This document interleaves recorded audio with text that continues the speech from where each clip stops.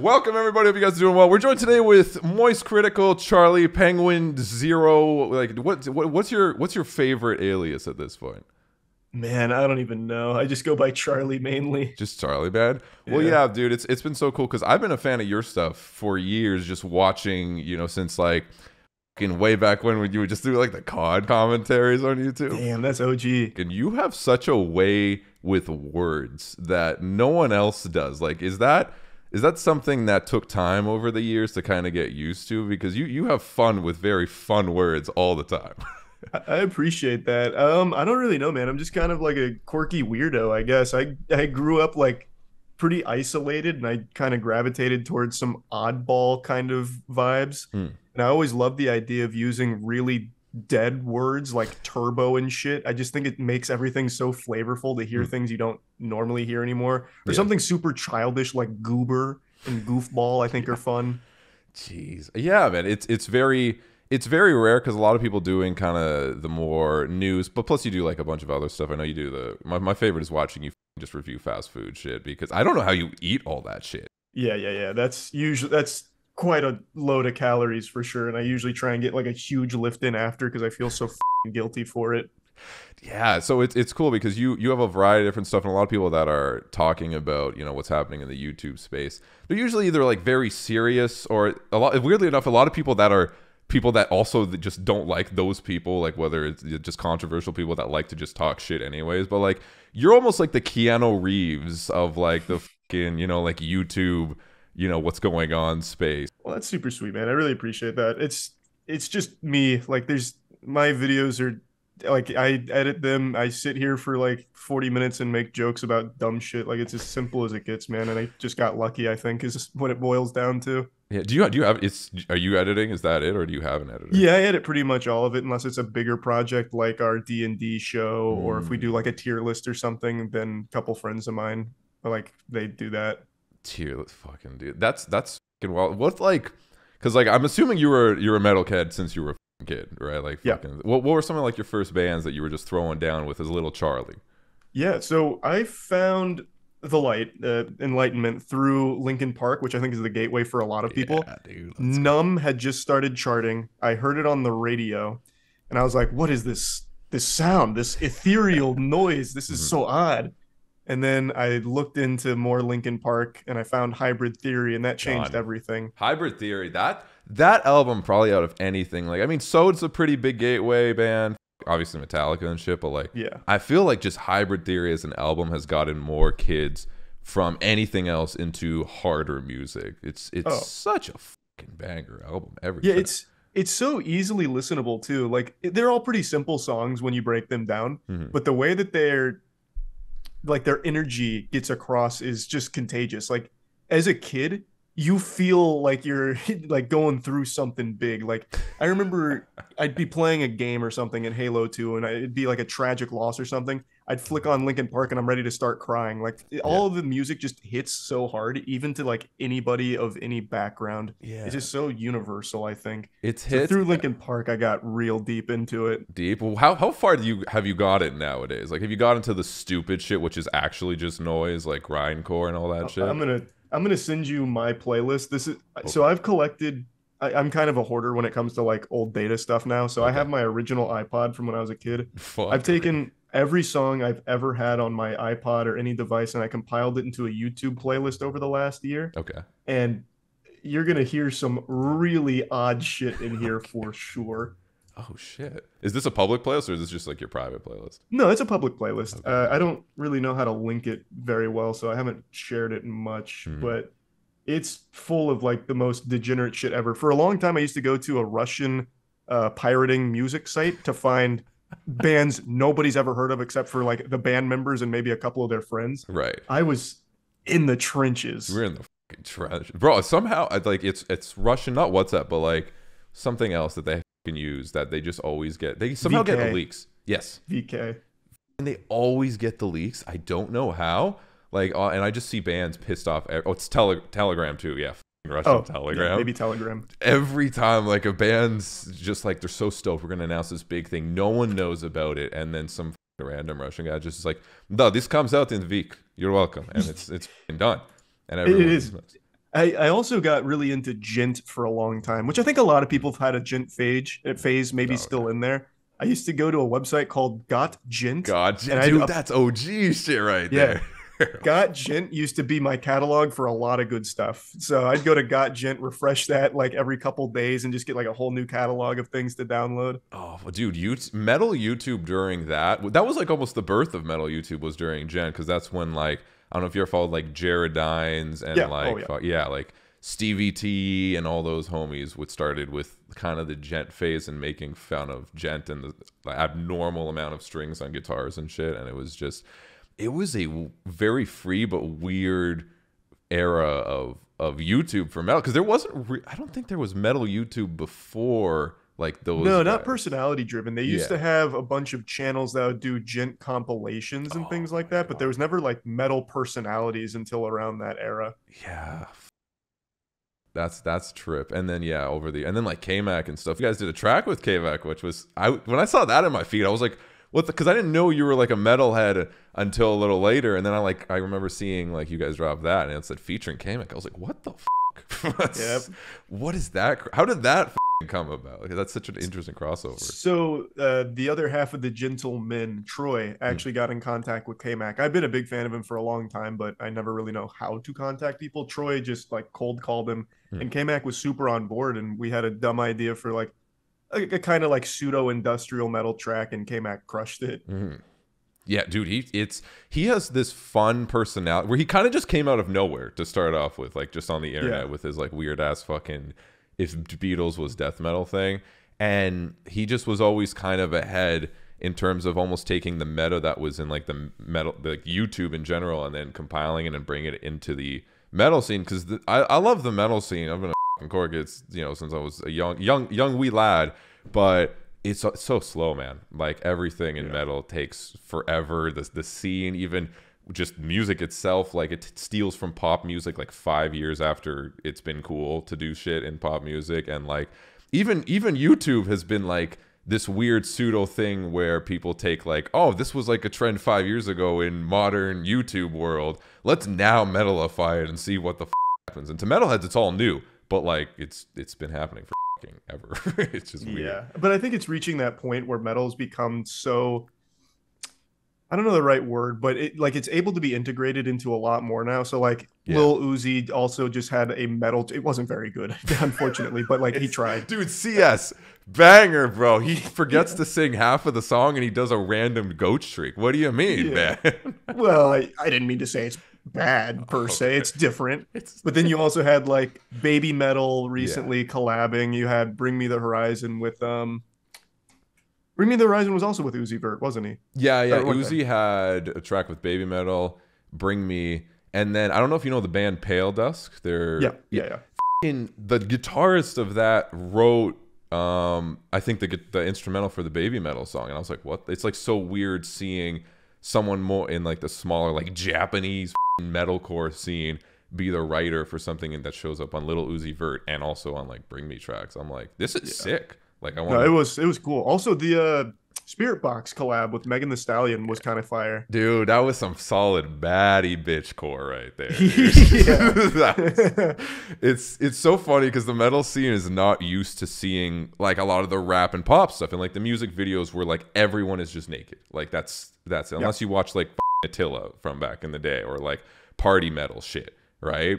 But that's such a niche in the metal scene. So I'm pretty sure when stuff like that happens, especially like that song, and people are like, yeah, Spirit Box, my favorite wholesome band that talks about depression and stuff. And they just see Megan the Stallion with zero clothes on, basically. They're just like, this is different for me. This is the vibe. And the other way too, the door swang both ways because the people that are only into rock were like, or into rap were like, what the fuck is happening here? Like they went hard on it. It's not like they like, beat around the bush. Like it was a pretty hard track. It was like, and it's always fun because I feel like screaming is now a bit more normalized, but always hearing people that have like never heard it. Why are they so angry, bro? Why are they so Yeah. fucking Which mad? is so cute. It's so cute. It's so cute. Dude, how is that like, I guess, in your space, especially being like more of a metal dude listening to all this stuff? Like, do you have a bunch of normie homies that like don't listen as much to metal when you've maybe thrown it on in the car and stuff and they're like, Oh, that's different, Charles. I didn't expect that. Yeah, well, they usually don't address me as Charles, but that would be pretty fire if they did, just like really formal. Right. But most of my friends aren't into it per se, but they have like an appreciation of it. So even though it's not their first choice, Hmm. like they are always more than willing to listen. Like Nice. some of my friends will go to concerts occasionally for Oh, like old sick. emo bands. Like we even went to an Attila concert like a month ago Fuck yeah, just to dude. go. That's It was pretty good. They had suck like my fuck. Gideon Until I Wake open for them. It was pretty fun. That's hard, dude. That's the thing about Attila. Like, they're a band in the metal scene that definitely have gotten a lot of shit because they have like the hey, girls, money, and all that shit lifestyle, which is very anti metal. But Yeah, like, they throw down and they have fun and they don't give a fuck, dude, at all. They just do I their know. fucking thing, which is so refreshing to see. But it's always cool again to see that kind of crossover because people don't expect it. And I mean I gotta talk about my homie when I saw my man's in your video, Oh yeah. enemy here, Andy. All right, perfect. Like he's the Linkin Park guy, so fucking perfect choice. How Oh did my God, that he's come so about? good. He's yeah. So I've been a huge fan of Andy for a while. I followed like a ton of his projects. I think about 2 years ago, Hmm, I had followed him on Twitter because I didn't know he had a Twitter, and he followed me back, and then he like hung out in streams occasionally. hmm. So I eventually messaged him because I just wanted like vocal lessons are going to be pointed in the right direction so Yeah. I could sound even like a tenth as good as he did. And then we started talking from there a little bit. And then Troy and I had already like kicked around an idea for a Linkin Park style track. Hmm. And I was like, I know Andy would crush this. I've seen his covers for like Crawling and Oh Giving Up. yeah. I was like, I know Andy would fucking nail this. So I asked if he'd be open to it. And then lo and behold, he did. He nailed it. And it was, I think, probably our best track. Dude, it's so sick because I remember listening to it, and when you see a feature, you expect maybe like, oh, they'll show up for like a bridge, and that's kind of it. Like he was Oh, no. very integrated in the song, and I He's the was bulk of the track. Like yeah, I'm only in like the first two verses. The rest is Andy. I wanted to showcase like Andy. Like he's so good. More people need to see him. yeah, dude, I've been working with Andy. Oh my god, since he did, I don't know if you remember this, he did like the Sumerian audition like so long ago for like this band. Essentially, he like did this very interesting vocal take on a song, and he didn't end up winning, even though he had like a million views on the audition fucking No, YouTube I thing. don't remember that. I don't remember that at all. How long ago was that? Holy, that was like I want to say 2017, 2018, something like that. It was a minute ago, like when he kind of started, when he was doing covers and stuff. Okay. And yeah, I hit him up and I was like, yo, dude, you're fucking sick. Like, let's do like Linkin Park, because they just released Heavy at that time. Like, let's just make a stupid Heavy version for no reason because it's called Heavy. And then we did more and more. And I remember hearing his like just vocal tracks, and I was like, these voices and noises don't sound like it comes out of how that boy looks in I any know, in right? any fucking way, dude. Yeah, it's crazy. It's very shocking. And hearing him, he was here once in like, oh my God, 2019 or something, just for something else. I was like, yo, let's film a video for our band. And hearing him shout like live, like beside me, because I never, met the dude before, and hearing him while we were just filming the video, like he would be quiet, mimic as you go. And then sometimes he would just scream. And it's like the power coming from this dude who's not like this big Yeah. tank. I don't get it. I still don't get it. I can't comprehend and I can't even get close to replicating what he's able to do. It's fucked up, man. But yeah, it was so cool seeing the homie dude. I'm glad you guys did like the whole thing too with the video, and like Yeah. I love that you committed to Lincoln Park. Like you went the vibe. Like you didn't half-ass the vibe. It was like Oh no, I fucking love the Linkin Park vibe. I'm just happy we are able to do it at least somewhat of a justice. I wrote a whole nother Linkin Park style song too, so maybe at some point dust that puppy off. I'm like a big Linkin Park enthusiast, so I wrote a couple. I it's so cool because nowadays like TikTok and all the shit, like these younger kids are growing up on all the shit that we listened to in the 2000s, like fucking new metal. Soda again, like Deftones is hornycore Yeah. now, which is fucking great. Deftones mainstream big time, yeah. Big time mainstream. And if you search it on TikTok, you're gonna get a lot of fucking thirst traps. That's what it is now. That's all Yep. you get. So it's cool seeing all that music and like Under Oath, like these like scene core fucking bands from the 2000s, Alexis on Fire, are like coming back and bigger than ever because the younger generation is like relating to them because they're edgy, like they're old school Yeah, edgy. and the Yeah. sound is like perfect for the modern generation. Yeah. Alexis on Fire is back now, aren't they? Now that you mention it, I They forgot about are, that. dude. Yeah, it's fucking. They're Canadian and they never get like cred in America usually, but when they play in Canada, they play like the stadium. Like they're huge here. I loved Alexis on Fire. I made AMVs to their music. I had a whole Bleach AMV set to This Could Be Anywhere in the World. That was like my favorite song for a minute. Bro, that's fuck. Yeah, Yeah.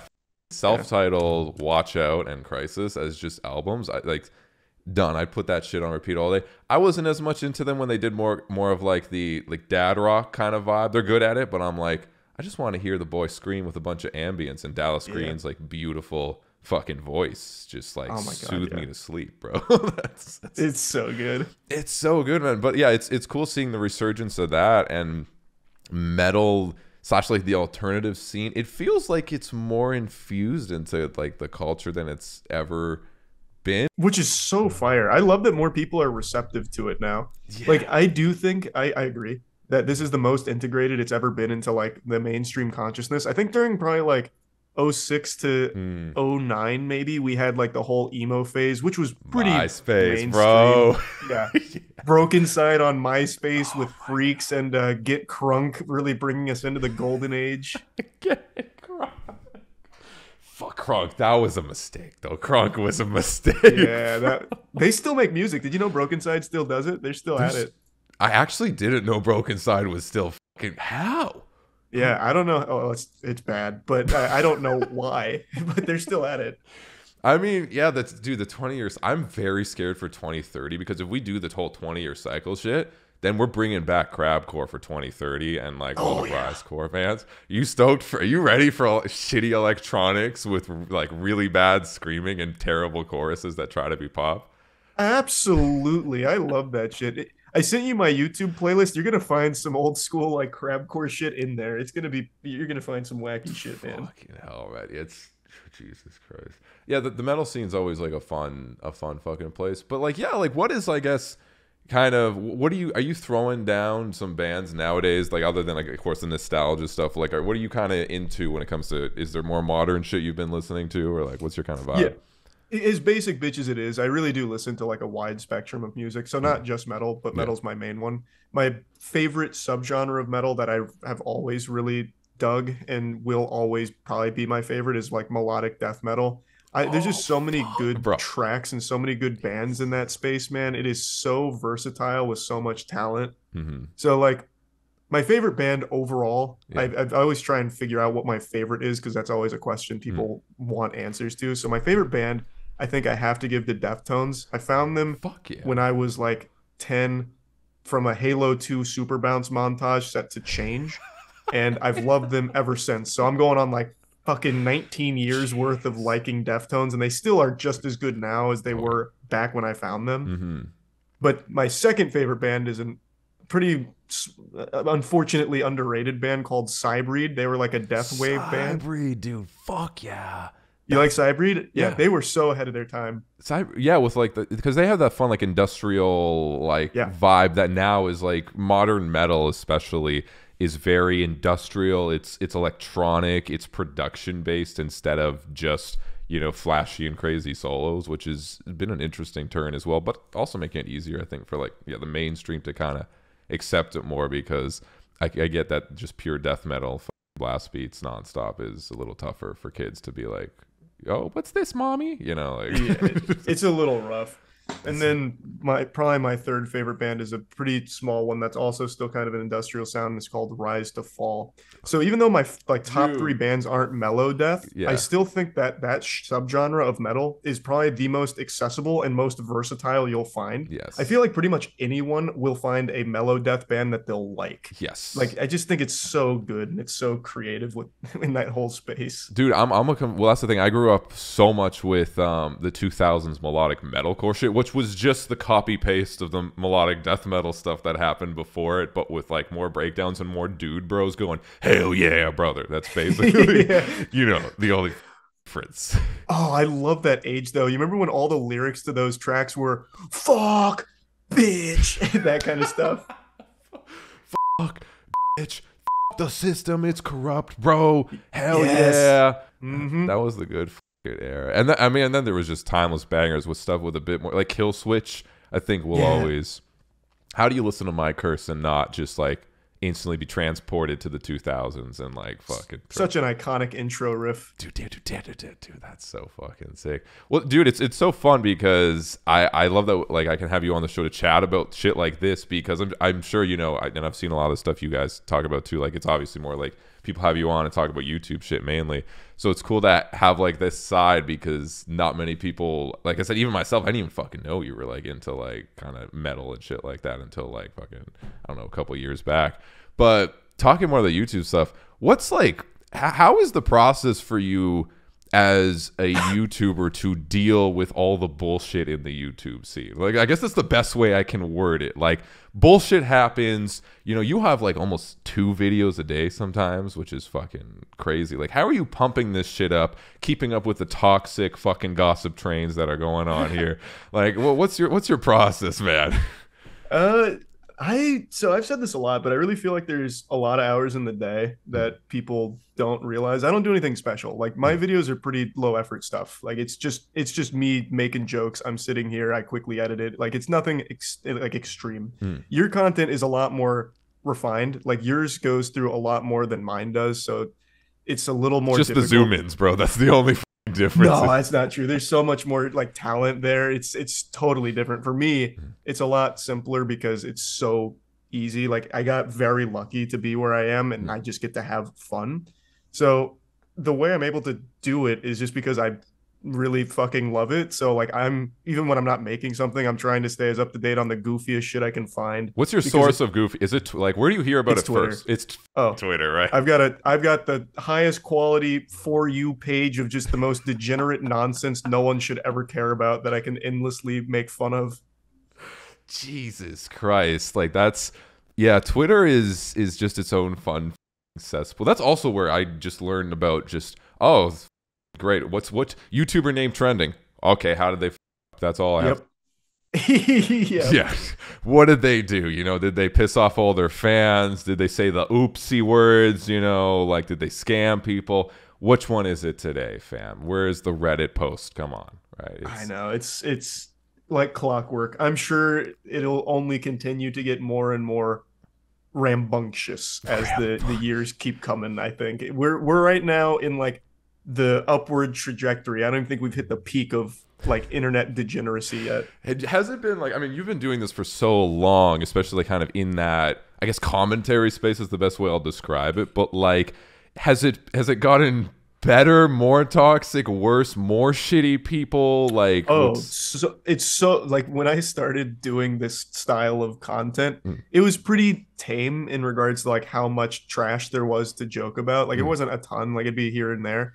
Now it's every day. I think people are more on edge than ever, and I think people are just one bad day away from like a complete fucking crazy meltdown that just boils over into absolute lunacy. Fuck. So I really think everything has just ramped up and will continue to ramp up for a little while. That's sad because man, like it's so weird seeing how many, especially in just the content creator space, like people get so big that are not good people in any way and are not just not good, they're just straight up annoying.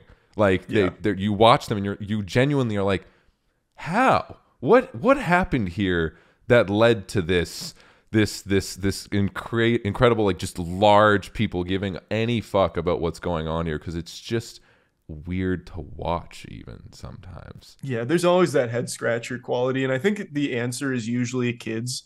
I think there's an actual phenomenon where someone is so unlikable, everyone should hate this person, but then they find an audience because it's the audience of people who are also hated, and they're like, I resonate with this guy getting shit on, so I'm going to be a super fan because he is a douchebag. Right. And I think that's how they I think that's how some of those communities form out of like actual spite for society. Jesus Christ. Is out of the platforms, like if you had to rate toxicity level out of 10, like when it comes to creators, like if we have to go TikTok, YouTube, Twitch, I mean Reddit's its own cesspool, but it's not really like I guess Reddit creators. Like what is the worst when it comes to like this is where the peak of bullshit happens when it probably comes out of all of those for you? Man, it's at the moment it's got to be Twitter. Like it really, like I can't think of anything else. But the reason I even hesitated, normally I'd immediately flip Twitter. Mm. The reason I hesitated is because right now Kick produces Oh my almost god, kick. nothing but like criminal degeneracy. It's Like that's yeah. it's its number one export. Like there's almost nothing normal on Kick at the moment. Like I don't know when it got that bad, but almost everything broadcast on there is like actual insanity. Just actual Twitter crimes, overall, bro. yeah, like Like, Twitter is obviously significantly worse on a bigger scale, but there is mhm, still some good to it occasionally. Kick mhm, is actually nothing but bad at the mhm. moment. It's so fucking weird.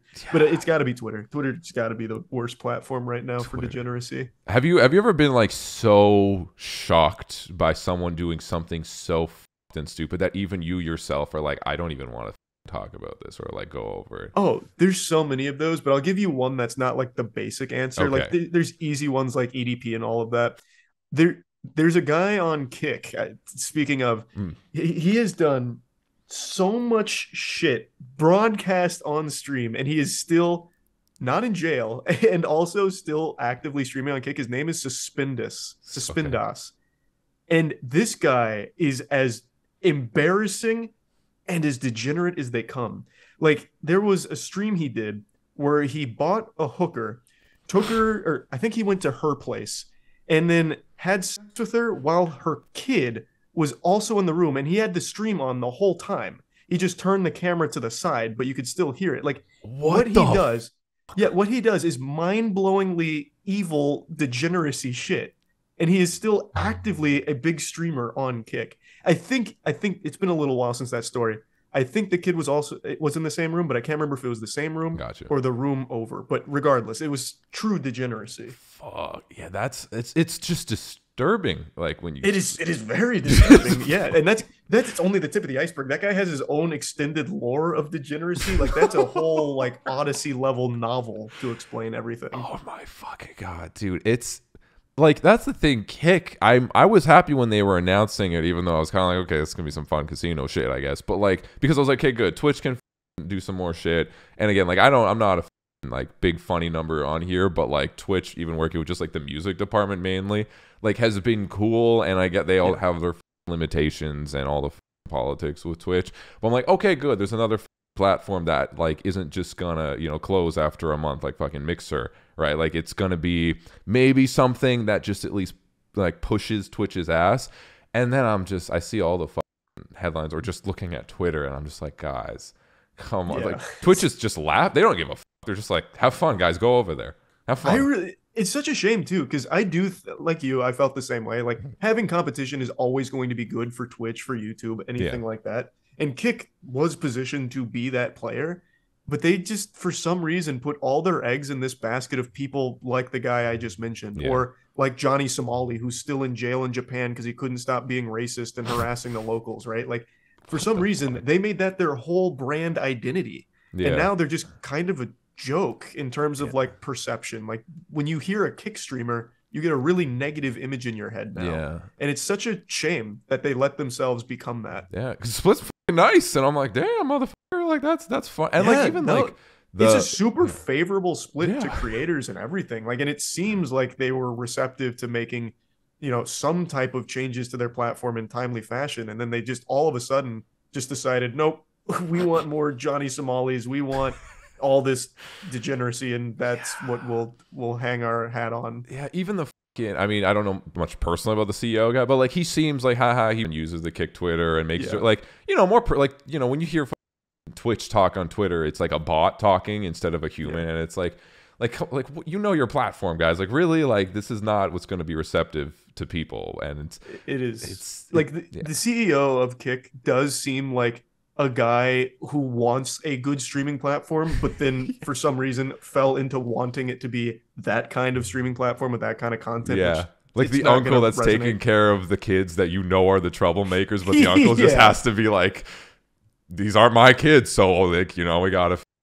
just put a Yeah. smile because I don't want the parents to get mad at me. Like And it's such a shame. The new CEO of Twitch, though, I don't know if you've been keeping up, Dan Dan. Clancy. He's a good guy. He Like seems he's chill. doing some good stuff at least. So they they've been getting it together Yeah. to a certain I extent. love So that's seeing his nice. like tweets of like his grind to partner has been like Yeah, really fun. It's like very wholesome because he's the it is. CEO. It's like that's sweet, like that's nice, and it is more exciting because I mean I haven't been streaming on Twitch as long as like you or most people. I came on here when it was the big metal surge of streamers, like with Matt Heafy in like Yeah. 2020 2019 or something. So you know it's, and that's when it was much more robotic and Twitch couldn't give us I think a single about what was happening, and they were just like, you guys ain't going anywhere, you, like Yeah, deal that with was it. under Emmett Shear. Yeah, so I like that it's getting better and things are like, it seems like they care and they're like, oh, we need to care about these creators and these crazy communities because Twitch, I mean, have you streamed on YouTube and Twitch both before? Yeah, I've been simul streaming recently. So Okay. I started doing that like 2 months ago. It's Mm. been really nice actually. Is it annoying to like, because it does feel like different community on Twitch, right? Like Yeah, when you it's stream. definitely, you can tell who's a Twitch viewer and who's a YouTube Right. stream viewer almost immediately. Hmm. But that's actually kind of cute to see the clash. Like, I don't Hmm. know, it's kind of nice. It Is it doesn't ever bother me. like annoying because I mean I remember you have to have like the chats that then combine. Like, Yeah. is it ever weird when, I mean, you just do your thing, but like obviously sometimes it might be like a different vibe if you're like, at least for me, I know it was like I'm on Twitch, it's a different vibe than when I was doing YouTube.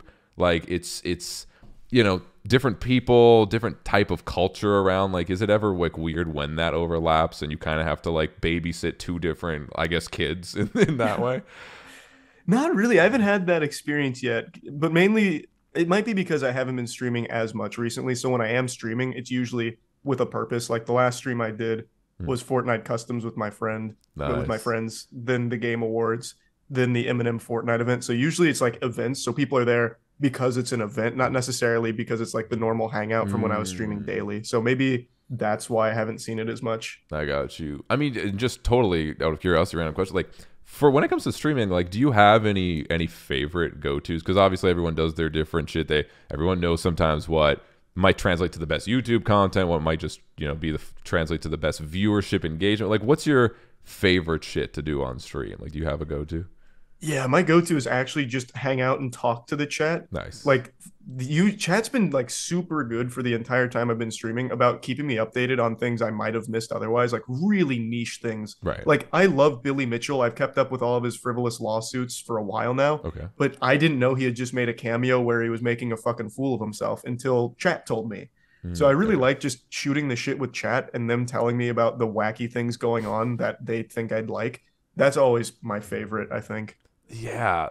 I mean, my chat just says you'll play my song, and they just, yo, Nick, have you checked this shit out?